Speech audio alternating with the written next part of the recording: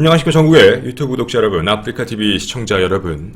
매주 일요일 여러분과 미스테리한 이야기를 양쪽의 견해, 믿는 쪽, 안 믿는 쪽의 이야기들을 함께 전달하는 이름 미스테리 극장의 김원입니다. 오늘은 아마 제가 지금까지 방송을 진행하면서 최초로 이제 아마 시작하는 컨텐츠인 것 같습니다. 바로 심해와 관련된 부분인데, 많은 분들이 심해에 대해서 이제 이야기를 해주세요라고 많이 제보도 주셨었습니다. 근데 꽤 오랜 시간 동안 준비한 걸로 기억을 하고 있는데요. 뭐 아시다시피 심해에 대한 이야기는 많이 알려져 있는 게 아니기 때문에 과연 어떻게 접근하면 좋을지에 대해서 저희도 고민하다가 일단 심해, 괴의 생명체에 대한 부분을 먼저 한번 잡아서 이야기를 시작해 보고자 합니다. 그래서 오늘은 심해 1탄으로 러시아의 괴의 생명체, 그 코드번호로 할 때 48B라고 불리는 이 이야기에 대해서 오늘 한번 같이 전달을 해볼 건데요. 좀 부탁을 드리겠습니다. 나 이거 아는데? 그게 지금 중요한 게 아닙니다. 분명히 그런 이야기도 있는데 그거와 반대되는 견해, 그게 정말 진짜일까에 대한 부분의 견해를 가지고 있는 사람들의 그 이야기를 오늘은 조금씩 추론 형식으로 진행을 해보고자 합니다. 그동안 여러분에게 음모론에 대해서는 반박을 많이 했다면 이제 좀 생각을 해보고 과연 이 말이 신빙성이 좀 있을까? 그거에 대한 반박 근거를 하나씩 좀 찾으면서 가보려고 합니다. 인간은 지구 밖만 모르는 게 아니었습니다. 즉 우주죠. 어쩌면 인간은 지구의 안도 모를 수도 있습니다. 정확히는 모르고 있습니다. 바로 심해라고 부릅니다. 여러분은 심해라는 걸 어느 정도 알고 계신지 모르겠습니다. 대부분 심해에 대한 규정 자체를 보면 대륙사면이라고 부르는 게 있는데요. 그냥 간단하게 말씀드리면 수심 2000m에서 6000m, 즉 2에서 6km 사이라고 보시면 좋겠습니다. 그 깊은 바다에 있는 부분을 심해라고 부르게 됩니다.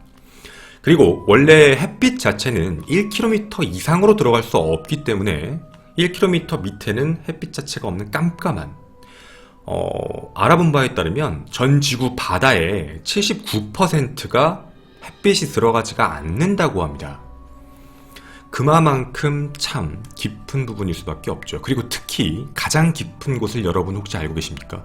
저희도 심해 컨텐츠를 준비하다 알았습니다. 저는 그냥 무조건 깊은 데가 있는 줄 알았는데 대부분 깊은 곳이라고 얘기하는 건 해륙, 이제 좀 어려운 얘기지만 판과 판이 충돌을 해서, 우리 대륙이동설이라고 간단하게 말씀드리면 하나가 밀고 들어갔을 때 생기는, 이렇게 밀고 들어갔을 때 생기는 이런 골짜기 같은 데가 사실 가장 깊다라고 합니다.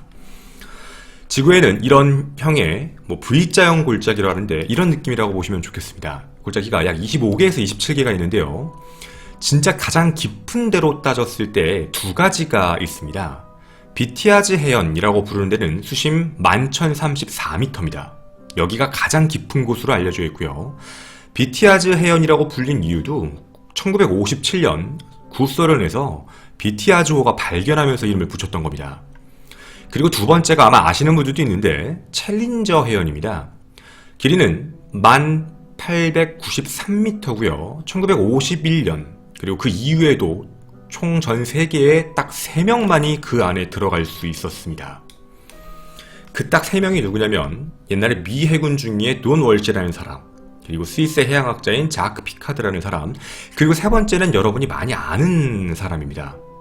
혹시 아바타라는 영화 아십니까? 그리고 혹시 타이타닉이라는 영화를 아십니까? 타이타닉이라는 영화를 찍다가 바닷속에 대해서 무언가 관심을 갖게 돼서 잠수정을 타고 2시간 26분 심해로 내려갔다가 6시간 정도 있으려고 했지만 기기 이상으로 다시 올라왔던 사람, 2012년 3월 26일 바로 내려왔던 제임스 카메론 감독입니다. 이렇게 딱 3명입니다. 즉 우주보다 더 없습니다. 챌린저 딥까지만 내려간 사람이 셋, 그리고 아까 말씀드렸던 비티아즈는 사람이 들어간 적이 없는 겁니다. 이유는 내려갈수록 수압이 너무 강해지기 때문이라고 얘기를 합니다. 약 10m마다 들어갈수록 약 1km씩이 1kg가 힘이 가해지는데 챌린저 딥 정도에 들어가면 부피 1cm, 1제곱cm당 약 1089kg에 약 압력이 주어진다고 합니다. 면적이 넓어지면 넓어질수록 압력이 훨씬 더 강하다라고 생각해 주시면 좋겠습니다. 따라서 인간이 정복하지 못한 곳일 수도 있겠죠.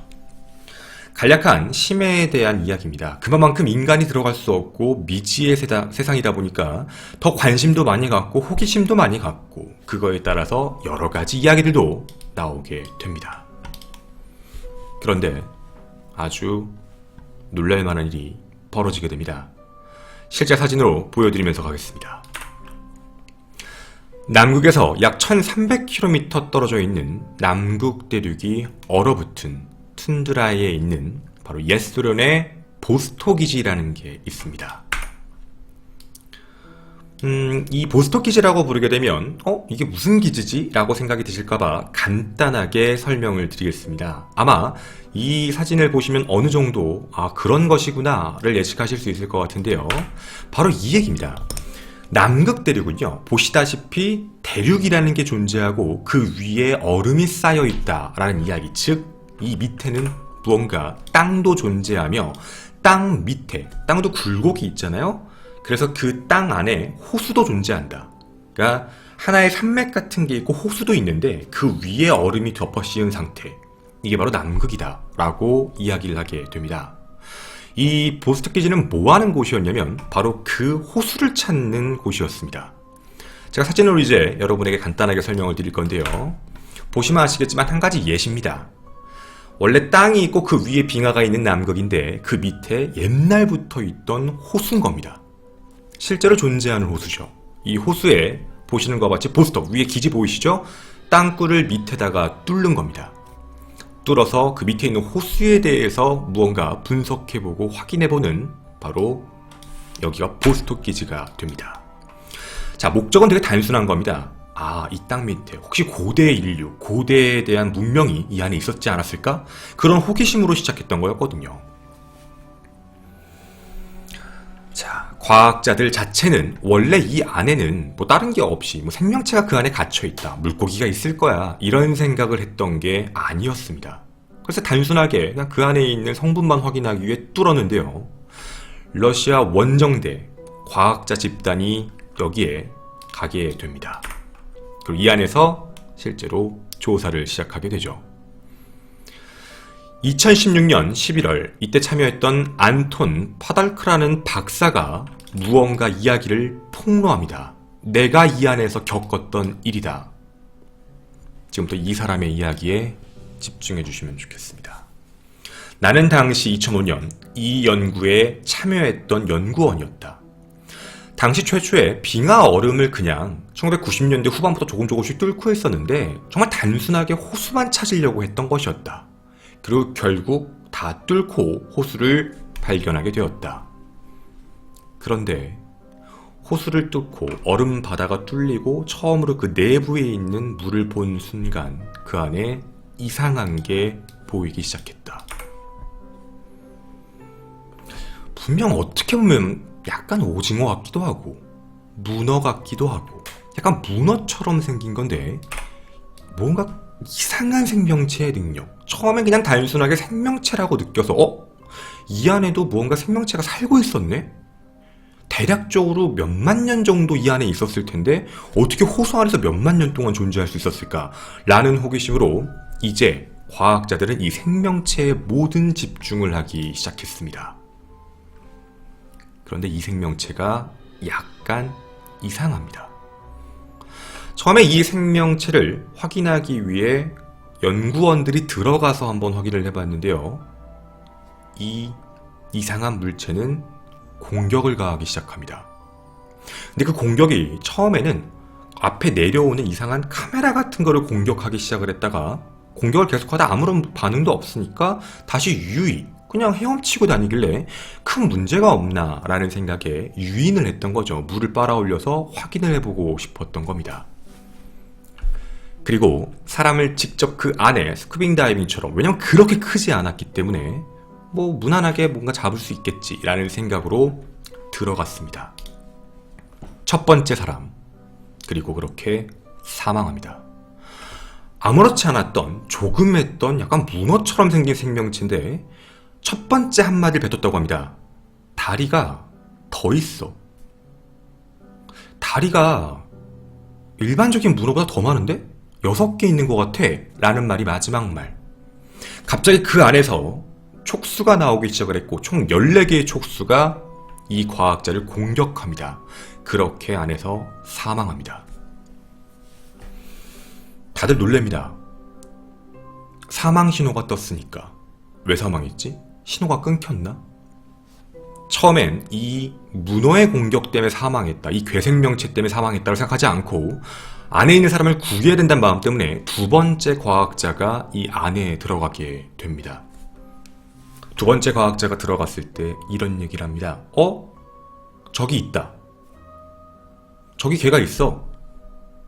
근데 반응이 없는데?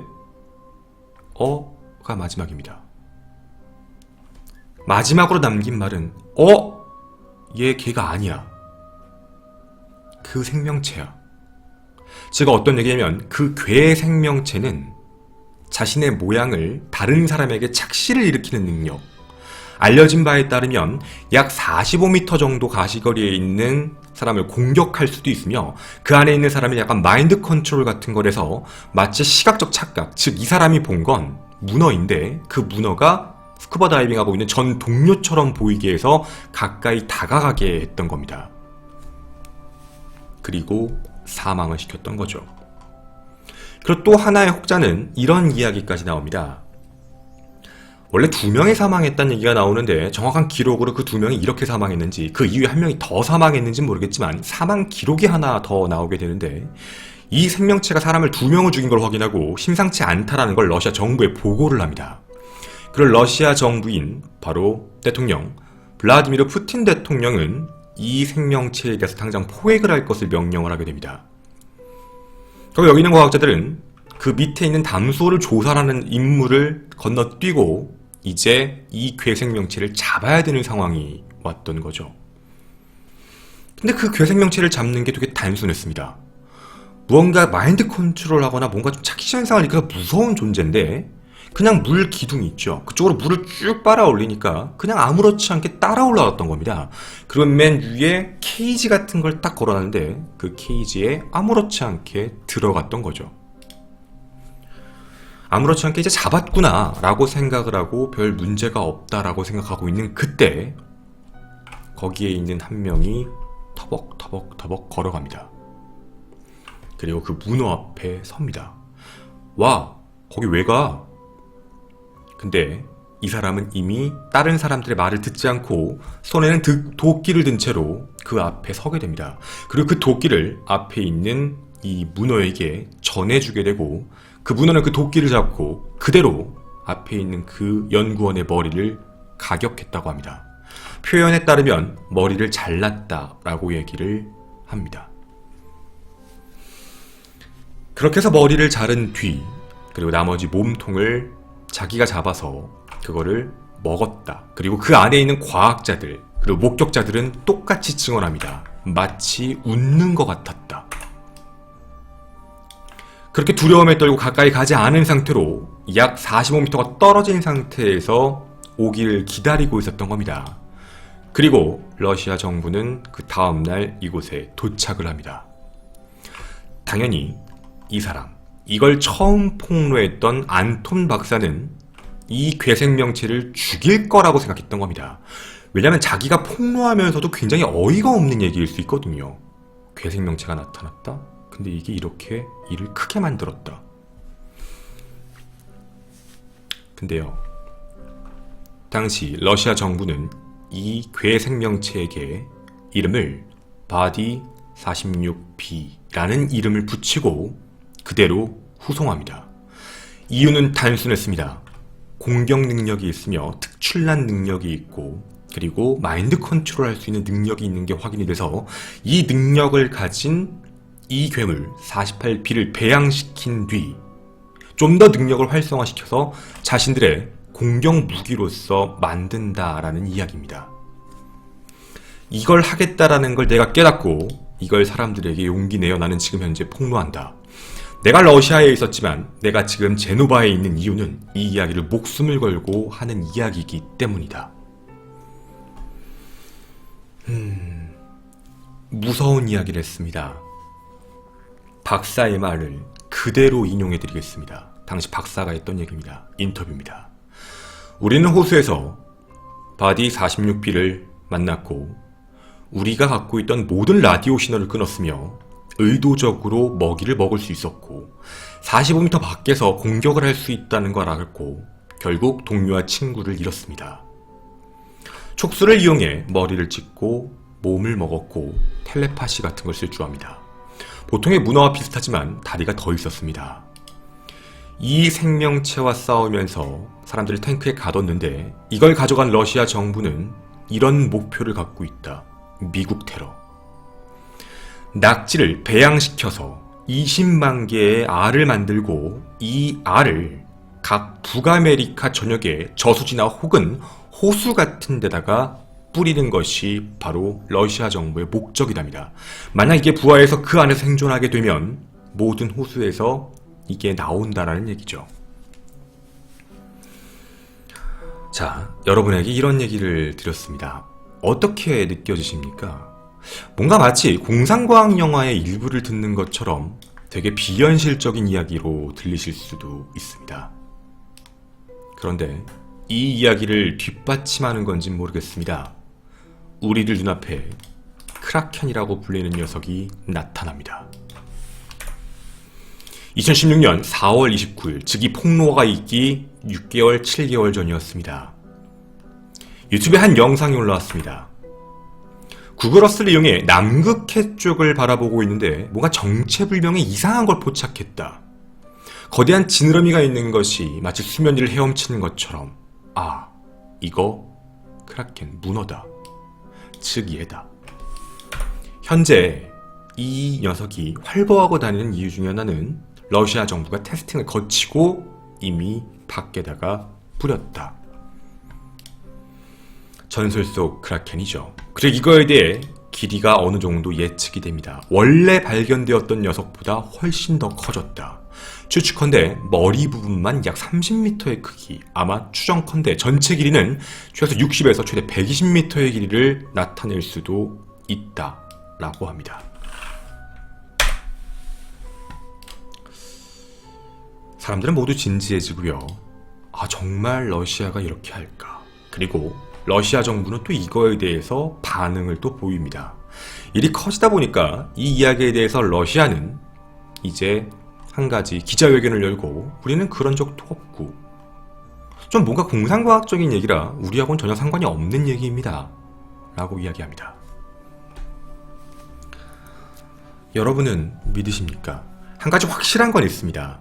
미국 정부, 유유와 그리고 러시아는 남극 대륙에 대한 비밀스러움을 유지하고 있는 건 사실입니다. 외부에 잘 공개하지도 않고요. 금지령까지 내려져 있는 상태이기 때문에 그래서 우리가 더 궁금하고 잘 모르는 내용일 수도 있죠. 저도 물론 여기까지는 외부에 나와 있는 자료이기도 하고 뭔가 인과관계를 봤을 때 정말 허황되고 말 그대로 정말 어느 영화에서나 나올 법한 얘기고 하다 보니까 믿기가 조금 어려웠습니다. 하나씩 찾아보고 싶었습니다. 정말 이 이야기가 맞을까? 첫 번째입니다. 제가 가장 비판적으로 보고 싶었던 게 뭐였냐면 과연 살 수 있을까입니다. 좀 비판적으로 생각해보면 문어와 같은 아니면 오징어 같은 존재가 어떻게 담수에서 살 수 있을까? 그게 첫 번째였습니다. 근데 그 부분에 대한 비판적 견해에 대해 안톤 박사는 그거에 대해 반박을 했습니다. 그들이 살아남았던 건 담수에서 오랫동안 진화를 해서 산소 포화도가 높은 곳에서는 생존이 가능했다 라고 이야기를 하면서 이 이야기에 대해서는 일축이 됩니다. 저도 그게 제일 궁금했는데 어찌되었든 그 문제는 넘어갔던 겁니다. 자, 그럼 이제 이 이야기가 어디서부터 시작되었는지 여러분과 제대로 한번 뚫고 들어가 보도록 하겠습니다. 여러분이 생각하실 때 이 이야기가 어디서 먼저 출발한 것 같으십니까? 저희도 되게 고생했습니다. 이 이야기가 처음 기사가 뜬 데가 어딜까? 바로 이곳입니다.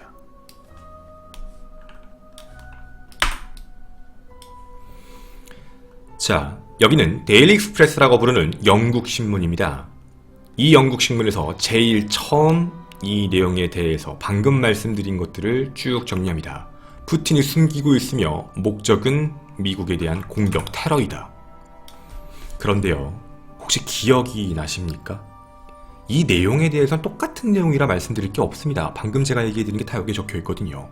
자, 그럼 여러분 혹시 데일리 익스프레스라는 신문에 대해서 기억이 나십니까?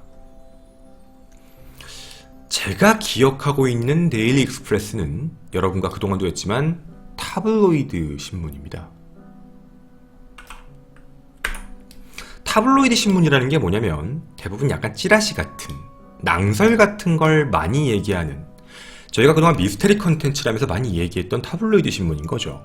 물론 타블로이드 신문이 무조건 틀렸다고 얘기하는 건 절대 아닙니다. 타블로이드 신문의 내용도 어느 정도 맞을 때도 있습니다. 찌라시지만 제가 여태까지 미스테리를 진행하며 생각했던 건 두 가지였습니다. 과거에는 근거 없고 사진 없는 그냥 구전처럼 나왔던 미스테리들, 하지만 요즘엔 뭔가 미스테리물이 그럴 법하고 사진 증거도 있으면서 내용들이 섞여서 무언가 크게 확장되는 경향이 좀 강했거든요. 비판적 시각으로 봐야겠습니다. 최초 보도되었던 이 영국의 이 신문사, 여기에 굉장히 이상한 내용이 있습니다. 여러분, 다른 내용은 필요 없습니다. 혹시 여기 있는 단어 중에 눈에 띄는 단어, 혹시 이 단어 보이십니까? 혹시 이 단어가 무엇인지 아십니까? 혹시 여러분들이 불편하실까봐 제가 번역으로 바꿔서 보여드리겠습니다. 번역으로 바꾸면 이쪽의 내용에 어떤 내용이 들어갈까요? 보이십니까? 북극입니다. 방금 제가 알려드린 단어는 북극으로 번역이 됩니다. 분명히 내부에는 남극기지라고 소개되어 있는 내용, 그런데 기사가 북극으로 나와 있습니다. 근데 정말 치명적인 실수를 했습니다.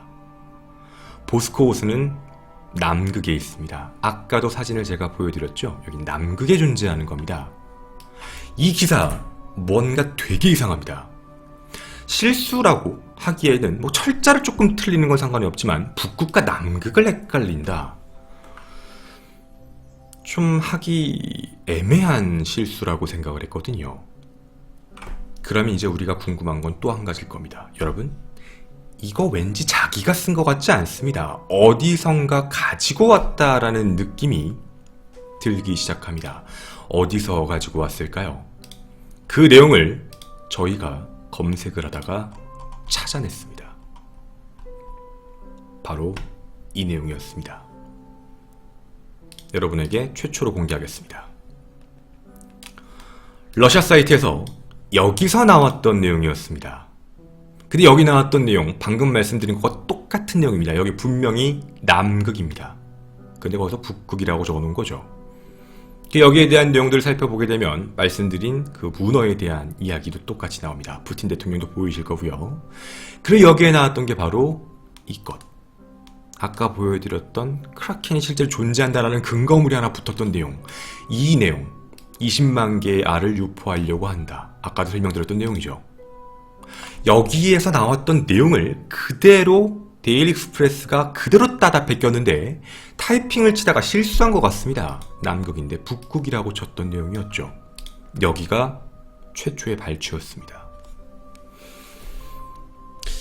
이 블로그에 있는 사람은 구글어스 가지고 얘기를 하면서 여기에 있는 크라켄의 실제가 맞다라는 식의 무언가 조언을 하게 됩니다. 그런데 이쯤에 앞서서 한 가지 팩폭 좀 해야겠습니다.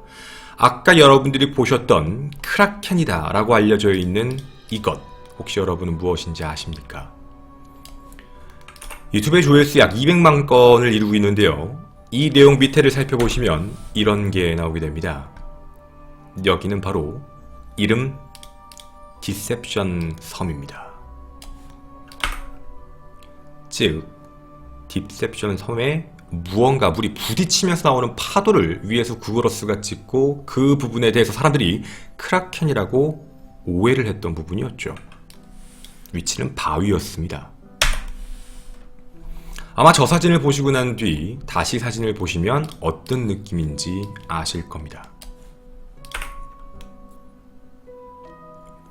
자, 그러면 우리가 방금 봤던 그 기사, 이거 뻥이겠네요.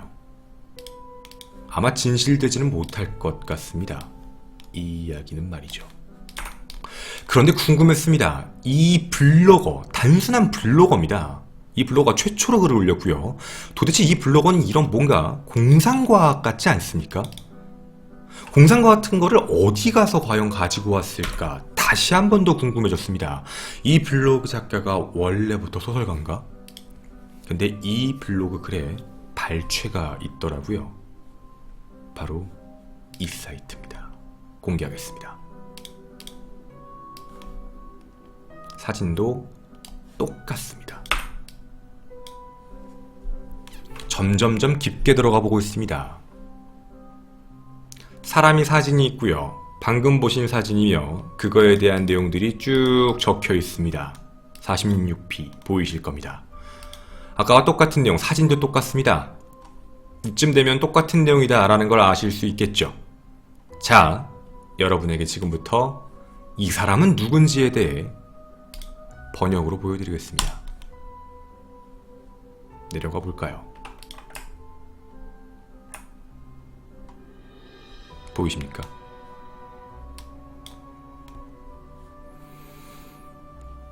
보시는 바와 같이 C. 마이클 포시스는 소설작가입니다. 웹사이트엔 여러 다른 내용들도 제가 살펴봤습니다. 무슨 내용도 있냐면 어떤 인류학자가 6년 동안 엘프를 사로잡았다. 이런 하나의 소설이 있습니다. 그리고 여기에 있는 내용입니다. 즉 여기 적힌 이 내용 전부 다 가짜입니다.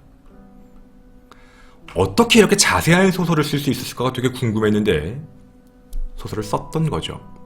그리고 이 밑에 이 모든 내용들을 KGB까지 나오기 시작하며 굉장히 심오한 내용으로 쓰게 됩니다. 그런데요, 여기 이름이 좀 달라집니다. 안톤이 아닙니다. 어찌되었든 우리가 방금 봤던 내용들과 비슷한 내용들이 적혀 있게 되죠. 궁금했습니다. 그럼 도대체 이 작가는 어떻게 이런 생각을 하게 됐을까? 궁금했습니다. 그리고 저 사람이 찾아낸 곳을 알아보고 싶었습니다. 그리고 그걸 금방 찾았습니다. 2012년 8월 8일 뉴욕 타임즈에 올라온 기사입니다. 제가 이걸 번역으로 해놨습니다. 보시다시피 러시아 남극 탐험 책임자인 다른 사람이네요.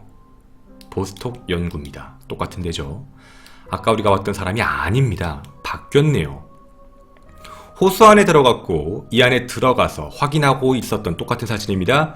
여기서 이야기를 했던 내용은 바로 안에 다른 호수가 실제로 존재했다입니다. 탐험의 일부입니다. 앞으로도 계속해서 시추를 할 것이다. 즉, 생각보다 이 밑에 담소, 즉 호수들이 많구나. 여기를 앞으로도 계속해서 찾겠다. 라는 이야기입니다. 이 이야기에 대해 어떤 소설을 쓰는 사람이 이거 소재 괜찮네. 여기다가 크라켄 하나 넣어볼까?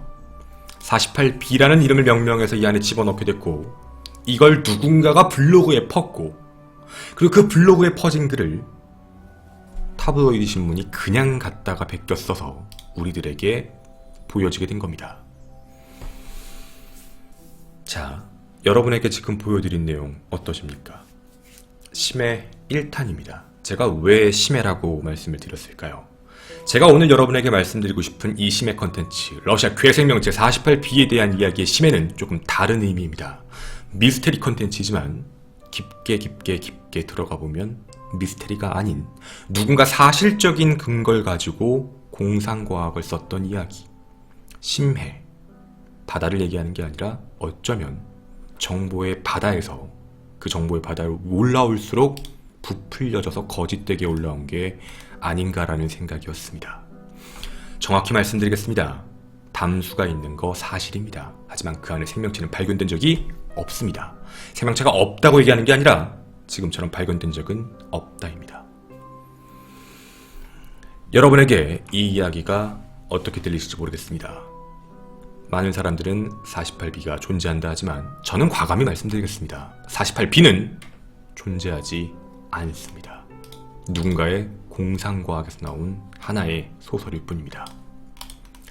저는 이런 미스테리 극장을 진행하는 아프리카TV의 김원이었습니다. 감사합니다.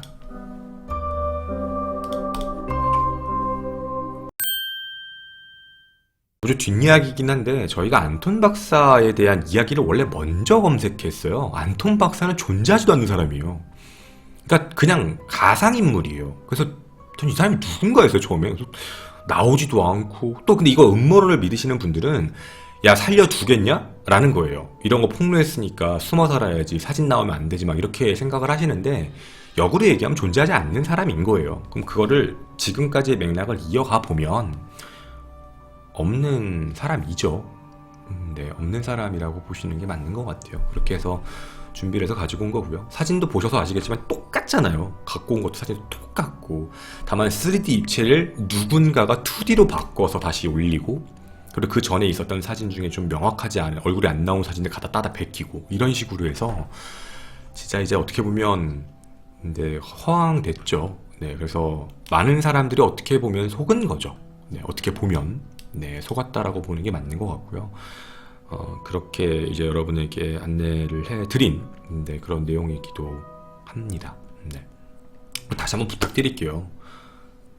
뭐 사실 이 컨텐츠에 대해서는 저희도 처음부터 좀 사실 비판적으로 진행했던 건 사실이에요. 말도 안 된다고 생각했어요, 솔직히.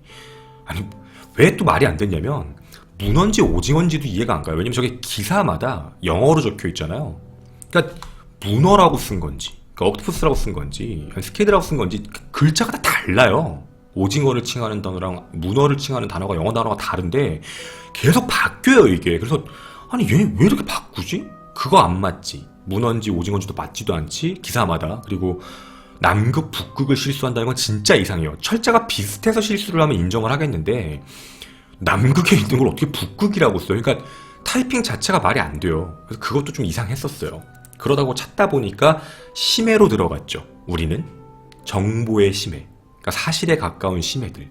누가 여기서 그랬지? 누가 여기서 그랬지? 누가 여기서 그랬지? 그러다 보니까 원래 글이 나온 거예요.